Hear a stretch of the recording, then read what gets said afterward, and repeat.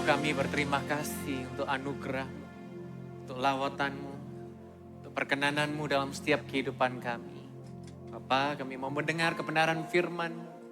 Biarlah Engkau sendiri yang berbicara, Engkau sendiri yang beracara. Urapi setiap kami. Biarlah benih firman bertumbuh, berbuah, dan mendatangkan kebaikan dalam setiap kehidupan kami. Terima kasih Tuhan. Di dalam nama Yesus HaMasiah, percaya Tuhan kita baik, sama-sama kita berkata, amin, amin, amin. Puji nama Tuhan, shalom. Ada sukacita di rumah Tuhan, kita boleh tepuk tangan yang paling meriah. Untuk Tuhan yang begitu luar biasa dahsyat dalam setiap kehidupan kita. Nah, kesempatan kali ini saya ingin membahas tentang keluarga.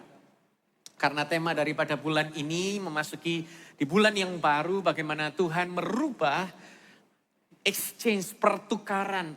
Bagaimana kutuk menjadi berkat. Nah, saya secara khusus ingin membahas tentang keluarga tadi pagi. Saya membahas bagaimana keluarga seorang yang bernama Abraham. Nah, kesempatan kali ini kita akan membahas sebuah kisah daripada orang yang menurut saya a bit overlook. Kayak dianggap sebelah mata, jujur. Karena dia bukan pribadi yang heboh, bukan karena dia pribadi yang sepertinya nggak penting, bukan. Tetapi dia ada di tengah-tengah antara dua pribadi yang cukup terkenal. Satu sisi ada Abraham, bapak orang beriman. Orang yang meninggalkan keluarganya, meninggalkan budayanya, pergi. Tuntunan Tuhan menyertai. Orang yang dipanggil dari non-existence into divine blessing menurut saya. Sisi satu lagi ada Yakub. Yakub ini menurut saya cukup heboh. Ada dia pegulat, dia penipu, dia yang cengkram malaikat sampai sedemikian rupa tidak mau lepas. Akhirnya kakinya harus pincang dan dia dapatkan berkat. Tapi di tengah-tengah Abraham dan Yakub ada yang namanya Ishak. Saudara bisa bayangkan Ishak, di mana dia ada di tengah kecepit. Ada selorohan yang berkata konon katanya anak yang di tengah itu adalah anak yang paling baik. Nah ini posisi Ishak juga tercepit di tengah-tengah. Kalau saudara lihat Ishak, dia nggak punya cerita yang heboh, dia nggak bergulat sama siapa-siapa, dia nggak buat pembaharuan, dia nggak lari, dia nggak berjuang, hidupnya flat, biasa-biasa saja. Dan dia menjadi pribadi yang menurut saya nggak terlalu berkilau begitu. Dan yang menarik dari kisah ini, sorry to say bahwa Ishak hanya sebagai pewaris dari kekayaan ayahnya. Dia hampir dikorbankan sama ayahnya sendiri. Ibunya yang ngatur pernikahan dan dia pindah ketika mertuanya suruh pindah, dia ikut aja. Dan di akhir hidupnya dia ditipu oleh anaknya sendiri. Namun Tuhan memberkatinya. Tuhan memberkati Ishak ini bukan karena terpaksa. Bukan ini Ishak ini biasa-biasa aja tak kasih ala kadarnya. Bukan, gak kayak gitu. Kejadian pasal 26 berkata dia menanam di tahun itu. Ini adalah tahun kelaparan dan dia menuai 100 kali lipat. Sampai raja orang Filistin dan berkata bahwa kamu pergi dari kami. Kamu terlalu kuat bagi kami. Kamu pergi dari sini. Kamu terlalu hebat di sini. Dan seorang pria yang pasif, seorang pria yang lebih banyak go with the flow daripada apa yang dia mau. Kemarin saya bercanda sama istri. Kalau ketemu orang yang nggak tahu maunya apa itu kadang-kadang bingung ya. Mau makan apa? Nggak tahu. Mau beli apa? Nggak tahu. Mau pergi kemana? Nggak tahu. Bingung. Nah begitu juga dengan seorang yang bernama Ishak. Dia seorang yang mewarisi keluarganya. Yang walaupun gak perfect amat. Karena dia punya saudara tiri. But God bless him. Tapi Tuhan memberkati Ishak. Saudara gak yakin apakah berkat itu tersedia untuk aku ini mediocre loh kayaknya Tuhan. Gak hebat-hebat amat. Tapi ya gak buruk-buruk amat. Kisahnya Ishak ini berkata bahwa Tuhan sampai detik ini masih memberkati keluarga-keluarga kita. Setuju katakan amin? Setuju katakan amin? Nah, saya ingin mengajak saudara melihat kisah Ishak dari kacamata 3 poin yang sudut pandang yang berbeda. Yang pertama yang saya ingin sampaikan yaitu adalah ditanam di dalam berkat. We are planted di dalam blessing-nya Tuhan. Berkat itu tidak harus saudara dan saya hasilkan sendiri. Saudara kenal seorang yang hidupnya itu lurus-lurus aja. Bukan malas, bukan gak mau usaha, tapi hidupnya itu ya kenceng, lempeng aja. Gak ada inisiatif, gak ada kreatif, gak ada ide. Pokoknya ikut arus aja. Ikut skrip, nurut, ya. Dimarahin, ya. Dikasih apa? Iya, and that is Ishak. Kejadian 22, di bawah altar mau dipersembahkan sama papanya, nurut. Dicarikan istri, nurut. Kejadian 24, kejadian 26 ada kelaparan. Dan Tuhan muncul khusus bilang jangan ke Mesir. Karena kalau tidak, Ishak ini sudah ikut ke Mesir. Mengikuti jejak generasi sebelumnya. Bukan karena dia ingin pergi ke Mesir, tapi dia hanya ikut-ikutan. Saudara bisa bayangkan nggak? Hidup model seperti itu seperti apa? Di Surabaya ada satu jalanan, kemarin kita baru ke Surabaya Barat, saya kaget. Ternyata satu jalanan itu disebut Padel Avenue. Satu lapangan padel itu jajar 4, saudara. Satu buka lapangan, semua buka lapangan. Ikut-ikutan semua. Ini bukan karena hidupnya lemah. Tapi terkadang badainya itu terlalu besar.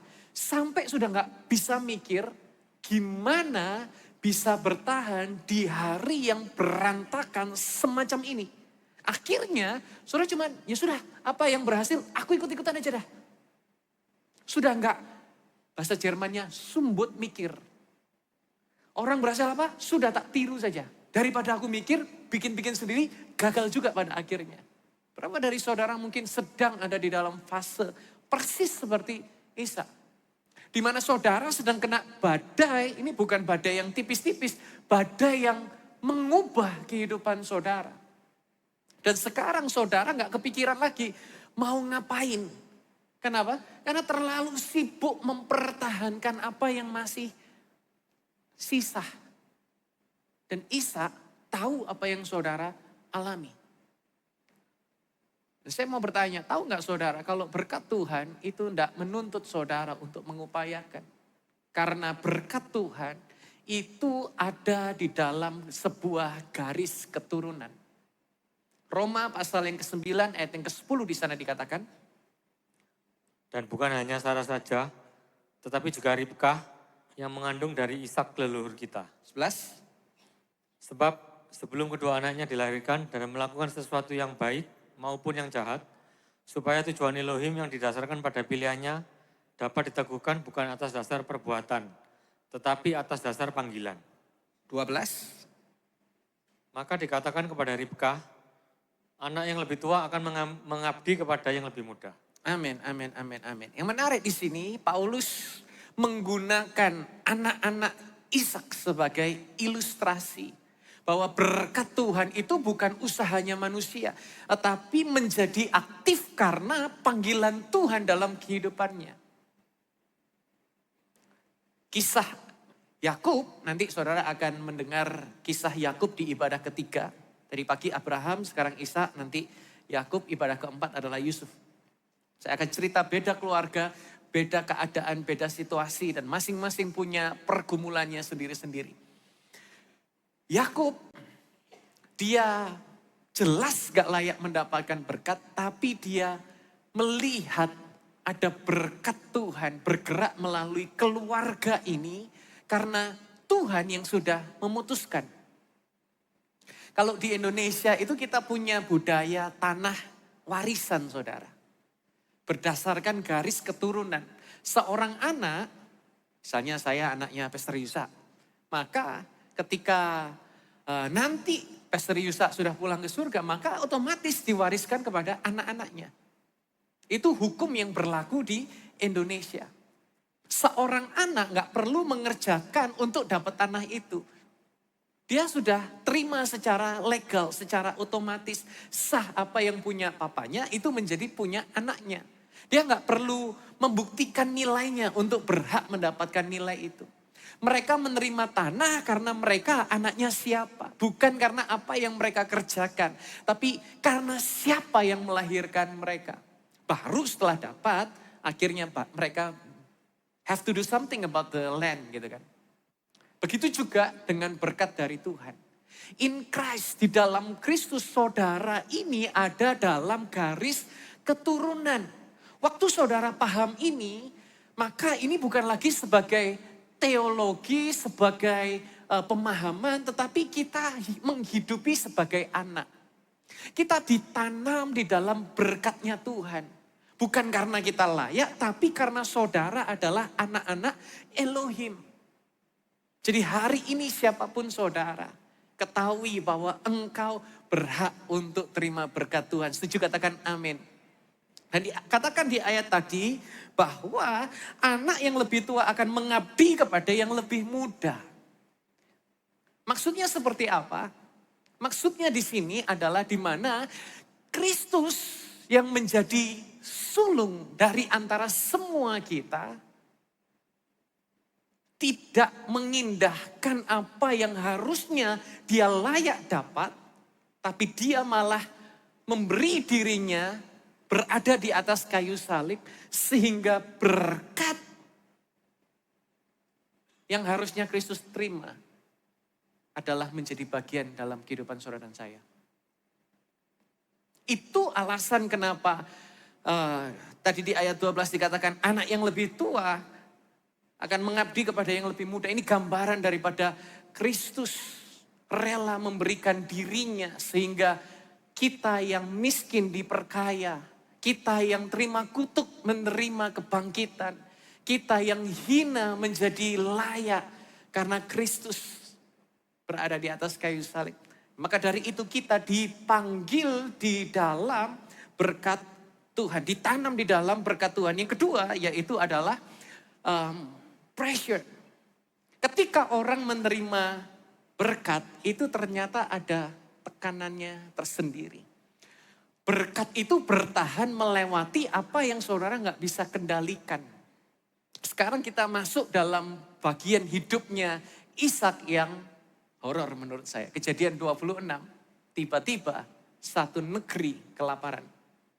Satu dunia lebih tepatnya. Dan Ishak menanam, dia menuai 100 kali lipat. Ini yang menarik bukan 100%. 100 kali lipat. Kalau 100% hasilnya itu dari 100 jadi 200. 100 kali lipat, 100 jadi 1000. Bible berkata, dia menjadi kaya, sangat kaya. Dan waktu saudara kaya, guess what happened? Orang mulai perhatikan, orang mulai tidak suka. Kejadian 26 ayat yang ke-15 di sana dikatakan. Semua sumur yang telah digali pada masa Abraham oleh hamba-hamba Abraham ayahnya telah ditutup oleh orang-orang Filistin dan menimbunnya dengan tanah. Sudah lihat?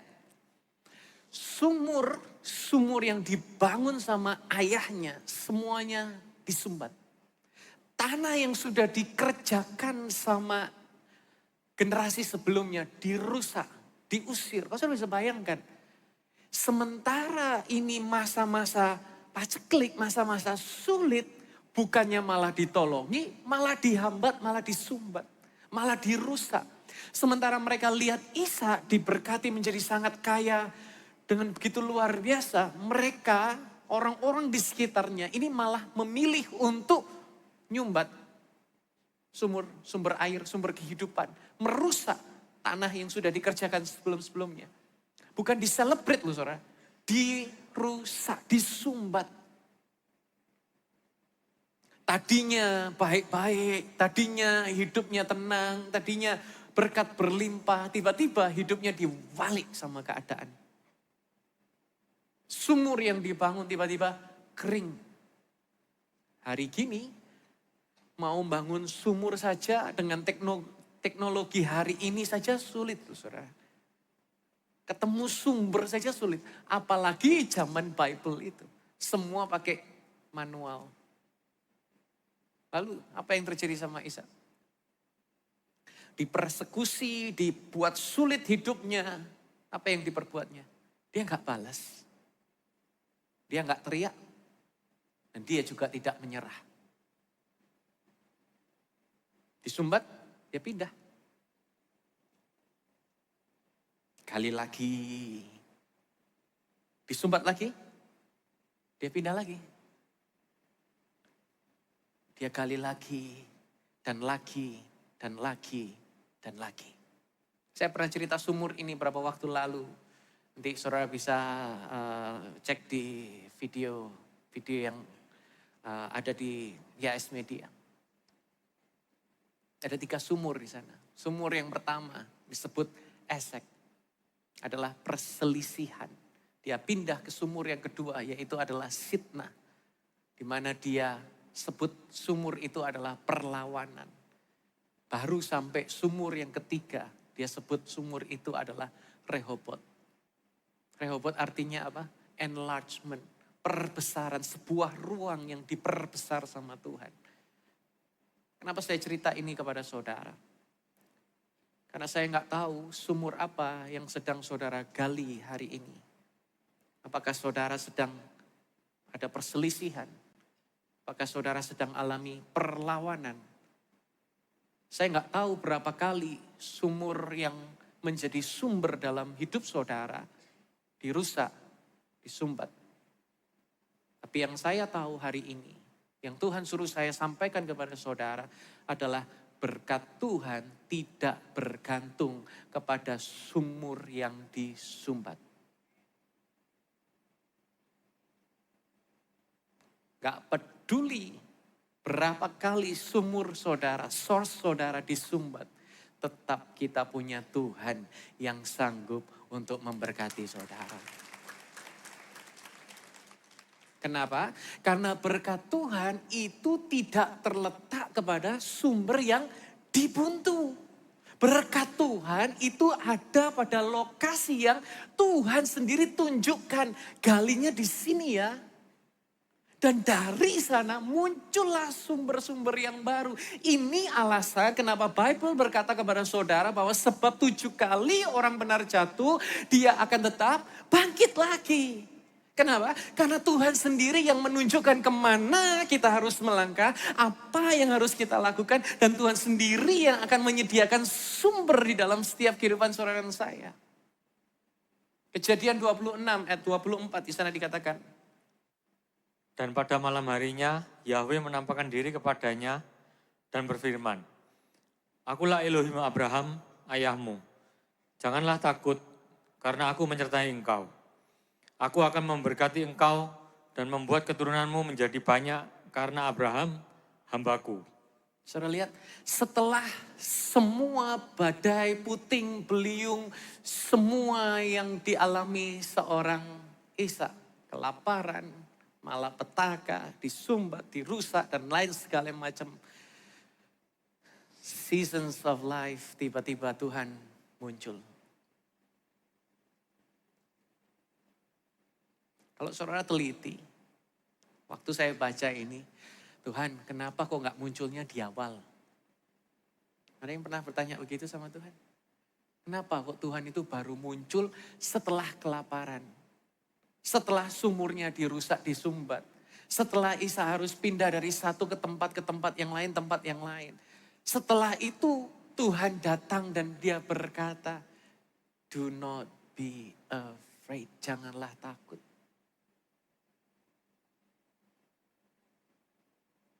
Kenapa Tuhan gak muncul di depan? Kasih tahu dulu jangan takut, aku akan begini. Kan enak kita jalaninya kan, oh tentang Tuhan yang tetap memberkati. Ini waktu semua itu badai itu terjadi, gak ada cerita, gak ada berita, gak ada apa-apa dari Tuhan. Setelah semuanya berlalu, Tuhan baru berkata, jangan takut. Karena orang-orang yang lihat Ishak, bingung, kamu masih bisa berdiri? Kok kamu masih bisa ada sampai hari ini? Saya kira orang-orang di sekitarnya Ishak akan melihat Ishak merespon, kamu masih bisa bertahan hari ini. Yang dilakukan sama Ishak yaitu adalah dia nggak pernah berhenti menggali dan dia terus menggali dan dia terus menggali sesuai dengan tuntunannya Tuhan. And that is Ishak. Mungkin ada dari saudara hari ini yang sedang dalam fase serupa. Engkau pressure, ditekan, diusir, disumbat, tapi tidak dihentikan. Karena apa yang memberkati saudara adalah sumber yang tidak pernah bisa disumbat. Yang menarik yaitu adalah pressure. Sementara saudara tekan aliran air, maka aliran itu akan menjadi semakin lebih deras. Saya nggak tahu siapa yang butuh dengar ini. Tapi ketika hidup saudara sedang ditekan, engkau akan melihat bahwa tangan Tuhan bekerja lebih dahsyat, lebih luar biasa, jauh dari apa yang saudara bisa bayangkan dan engkau bisa pikirkan. Dan yang ketiga yaitu adalah persisten. Dijumpai oleh Tuhan. Berkat mencari tempat untuk mendarat. Dan dia gak akan pernah berhenti sampai it works. Saudara kalau lihat hidupnya Ishak, apa gak mudah untuk kita judge Ishak ini? Kamu itu anaknya Abraham, tapi kamu itu gak dikutuk tah. Seorang turunan Abraham, tapi hidupnya sesoro itu. Kamu ini gak dikutuk tah. Apa gak gara-gara salahnya papamu tah? Kamu alami kayak begini. Apa enggak papamu yang nabur, kamu yang nuai tah? Karena setelah semua kondisi yang terjadi, hidupnya Ishak kelaparan, disumbat berkali-kali, diusir. Tapi sampai momen tertentu baru dia akhirnya melihat Rehobot. Enlargement, sebuah ruang yang diperbesar. Dan ini yang dia lakukan pertama kali. Gali sumur disumbat, pindah gali sumur disumbat. Sekarang gali sumur, dia punya prinsip. Prinsipnya Kejadian 26 ayat 25. Ishak mendirikan mezbah di sana dan memanggil nama Yahweh. Dan ia memasang kemahnya di sana, kemudian hamba-hamba Ishak menggali sumur di situ. Ishak membangun satu mezbah, penyembahan. Ishak membangun 2 tempat tinggal, kemah. Dan Ishak membangun 3 sumur sebagai penopang hidup. Urutannya seperti ini, saudara. Yang dibangun duluan itu bukan gali sumur, bukan buat tenda, tetapi yang pertama kali dia bangun adalah mezbah, altar Tuhan. Karena finally, pada akhirnya Ishak mengerti dan memahami satu hal. Semua yang dia lewati, let it be kelaparan, dihajar orang, dipersulit orang, diusir berkali-kali, itu gak bisa jadi sumber dalam hidupnya. Satu-satunya sumber yang gak bisa disumbat itu cuman penyertaan Tuhan dalam hidupnya. Jadi dia belajar, kalau begitu aku akan bangun altar. Dia berhenti sejenak dan dia berkata bahwa Tuhan, semua yang tak punya ini berasal dari Tuhan. Muncul kalimat itu. Saudara tahu apa yang terjadi?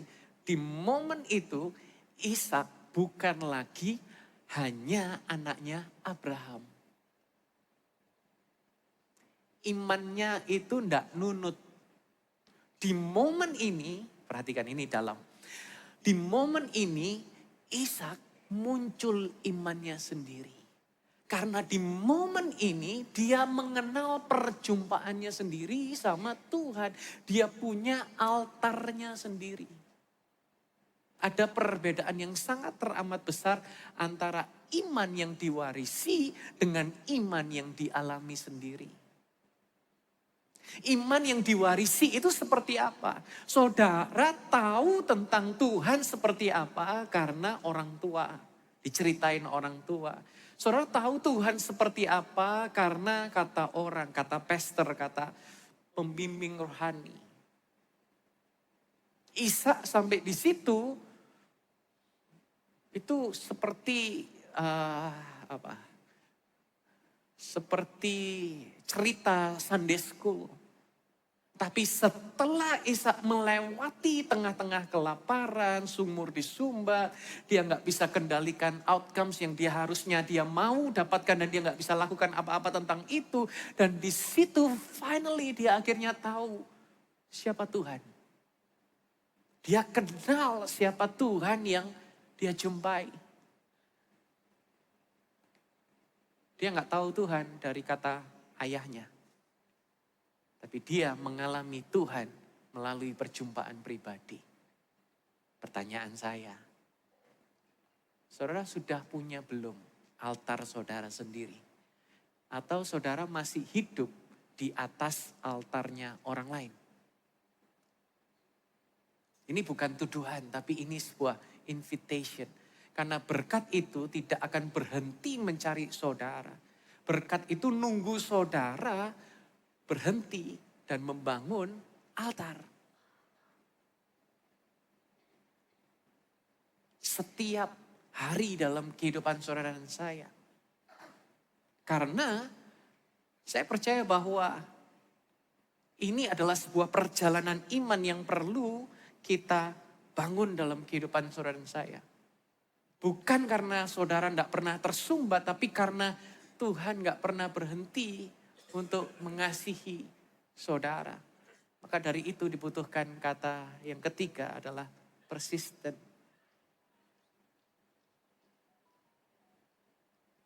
Persisten membangun hubungan bersama dengan Tuhan. Walaupun Ishak nggak dirayakan seperti Abraham. Walaupun Ishak nggak punya kisah yang dramatis seperti Yakub. Tapi dia planted. Ditanam. Walaupun ada pressure, tetap dia persisten.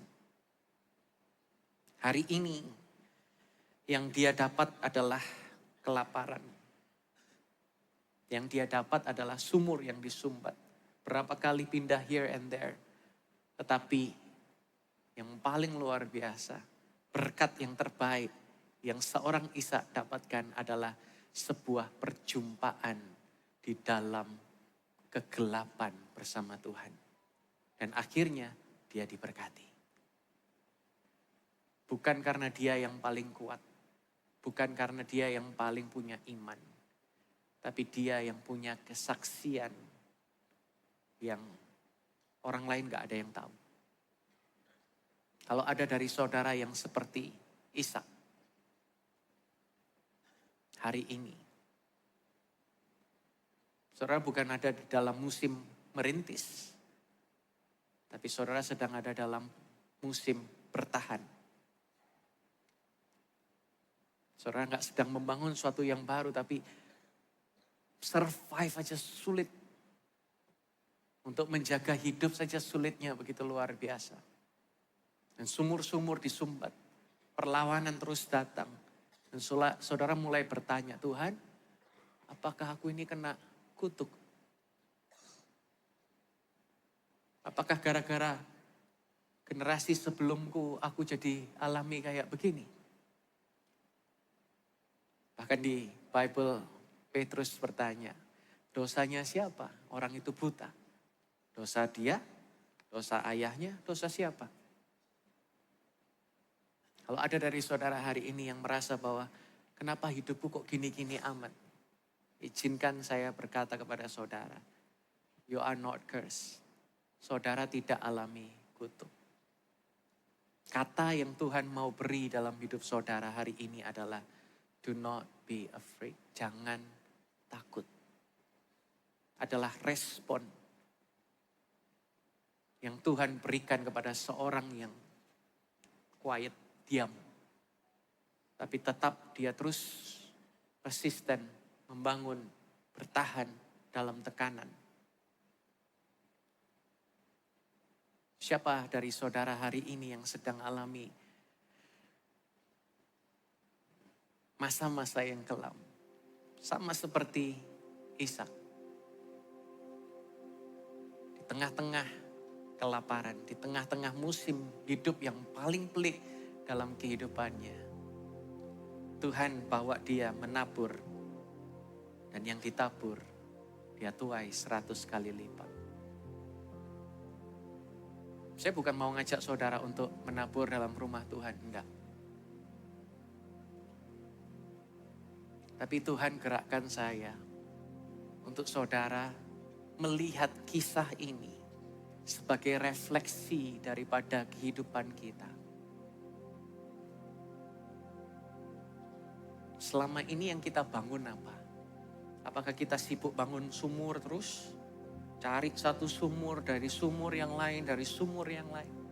Atau kita sibuk cari tenda yang paling nyaman seperti apa. Sementara kita lupa bangun mesbah. Dan biarlah pada kesempatan kali ini, saya mau berkata bahwa sumur yang tersumbat itu nyata. Tekanan itu nyata, kelaparan itu nyata. Tapi Tuhan yang terus setia di pasal-pasal setelah kelaparan, setelah dia diusir. Tuhan yang berkata, dia memberkati, dia yang menambah, dia yang berkata jangan takut. Dia adalah Tuhan yang nyata. Buktinya sudah jelas, recorded di dalam Bible saudara. Waktu Ishak bangun altar, baru dia kemudian bangun tendanya, baru dia gali sumurnya. Tuhan sanggup mengubah apapun kekurangan kita, mendatangkan berkat yang terbaik dalam setiap kehidupan saudara dan saya. Hari ini, saya bukan mau cerita tentang Injil kemakmuran, tapi saya mau cerita bahwa Tuhan saudara itu sanggup memutarbalikkan keadaan saudara. Apa yang saudara nggak kira, mustahil. Dolarnya sudah 18.100. Gimana aku bisa diberkati? Kalimat yang sama yang diucapkan Ishak. Gimana aku bisa diberkati? Exactly the same. Dia ngalami apa yang saudara alami. Tapi tahu, waktu dia nabur, 100-fold, 100 kali lipat. Artinya apa? Selama ini Tuhan sedang mempersiapkan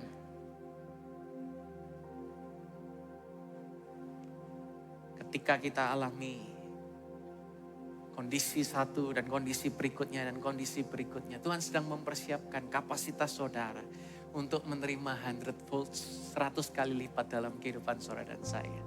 Saya terlalu percaya. Hari ini saudara datang ke ibadah ini bukan sebuah kebetulan. Karena dia adalah Yahweh Yireh. Dia sanggup menyediakan apa yang menjadi kebutuhan saudara. 100 kali lipat terjadi dalam setiap kehidupan saudara dan saya. Setuju katakan amin. Percaya kita tepuk tangan yang paling meriah bagi Yesus Kristus Tuhan kita. Sama-sama kita nyanyikan pujian. Dalam segala perkara Tuhan punya rencana yang lebih besar dari semua yang terpikirkan.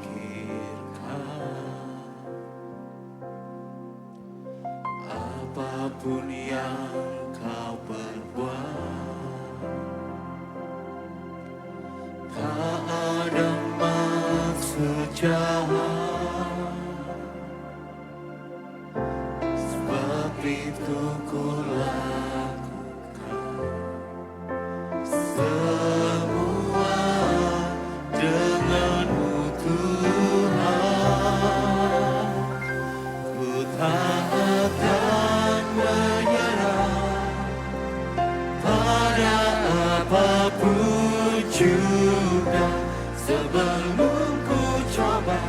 semua yang ku bisa, tetapi ku berserah kepada kehendakmu. Hatiku percaya Tuhan punya rencana. Sama-sama dengan iman kita berkata, Dalam segala perkara Tuhan punya rencana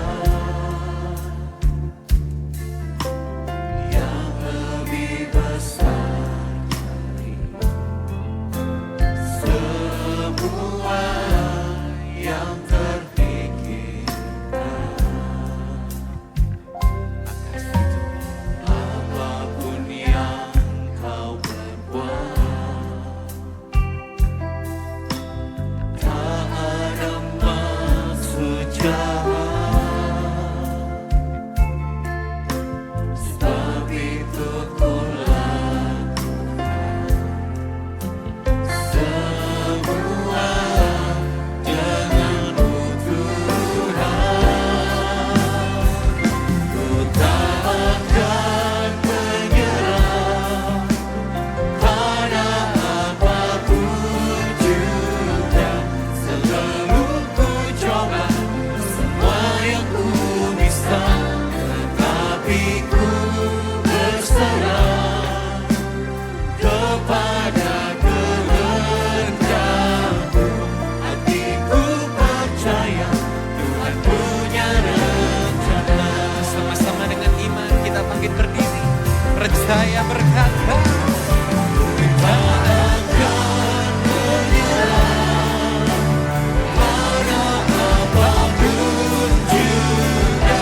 Selalu ku coba semua yang ku bisa, tapi ku berserah kepada kehendakmu. Hatiku percaya Tuhan punya rencana. tak akan menyerah. Tak akan menyerah pada apapun juga. Selalu ku coba semua yang ku bisa, tetapi ku berserah kepada kehendakmu. Hatiku percaya Tuhan punya rencana. Ku tak akan menyerah.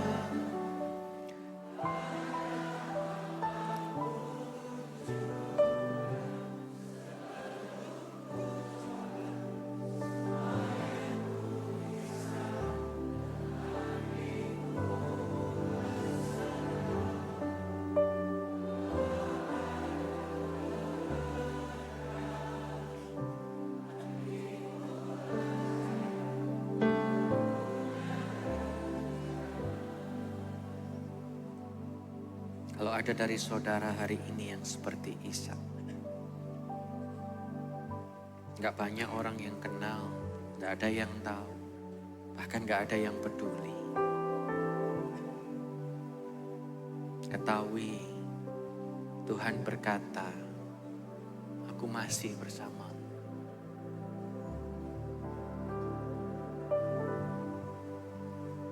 Tuhan masih bersama saudara.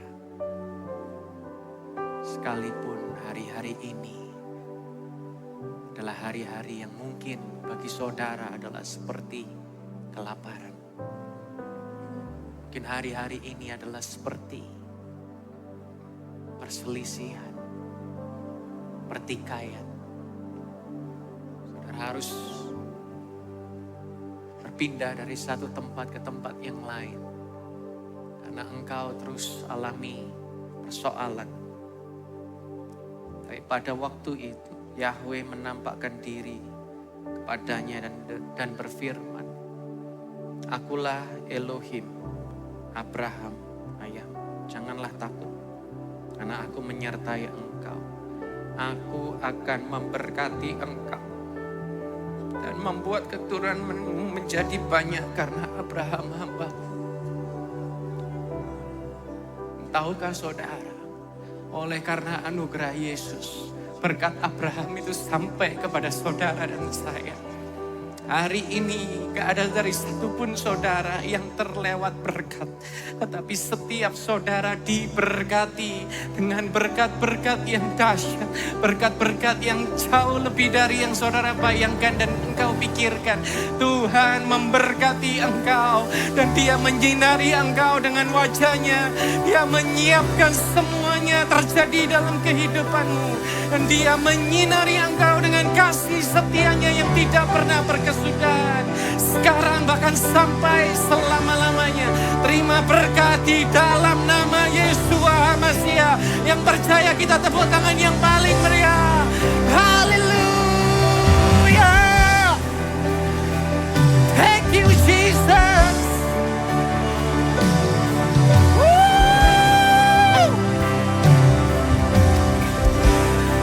Kau curahkan berkat-Mu di dalam hidup kami.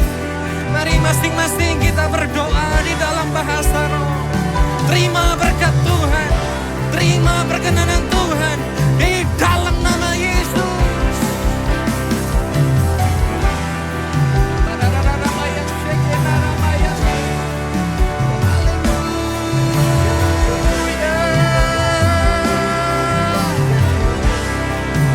For you are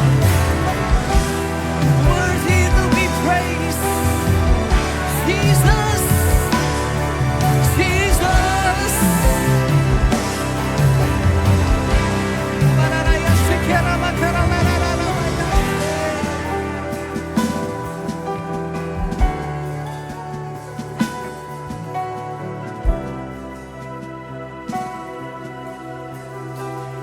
We give you all glory. We worship you, our Lord. You are worthy to be praised. We give you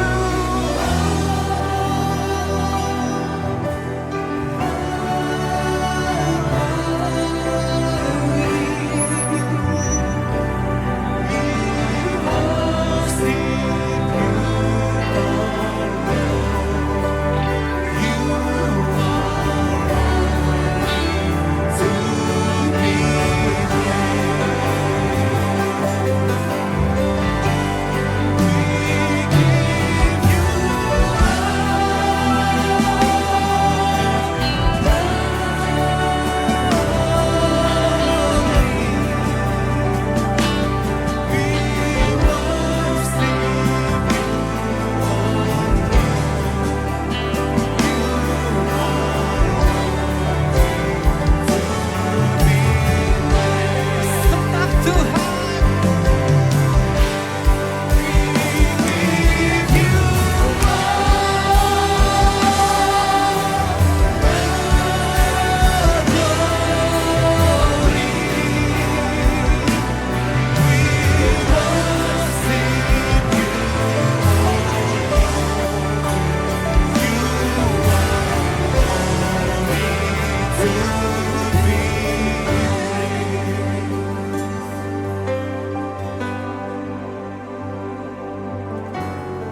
Lebih dari semuanya,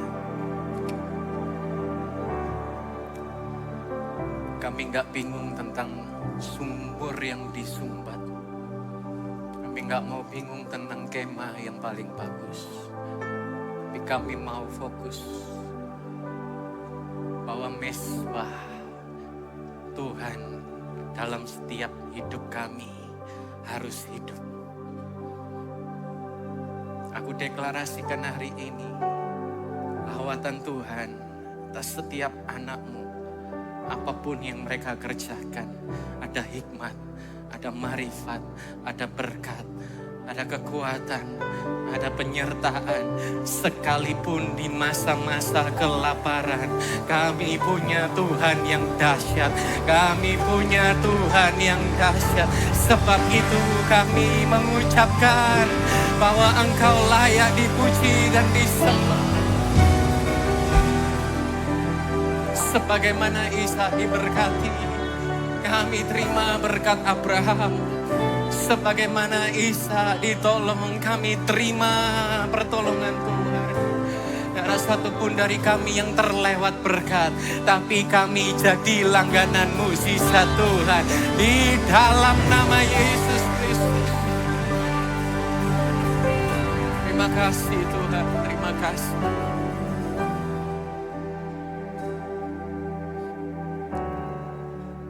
Kami berdoa untuk bangsa Indonesia.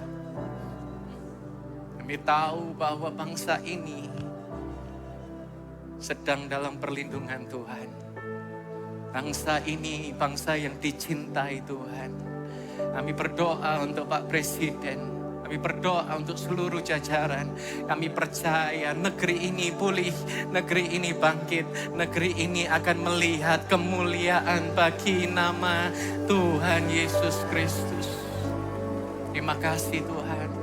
Teraikan kebenaran dan firman-Mu dalam setiap loh hati kami. Kami diberkati sekarang sampai selama-lamanya. Percaya, terima berkat Tuhan, sama-sama kita berkata, Yeshua Mashiach bless you. Silakan duduk jemaat yang dikasihi Tuhan.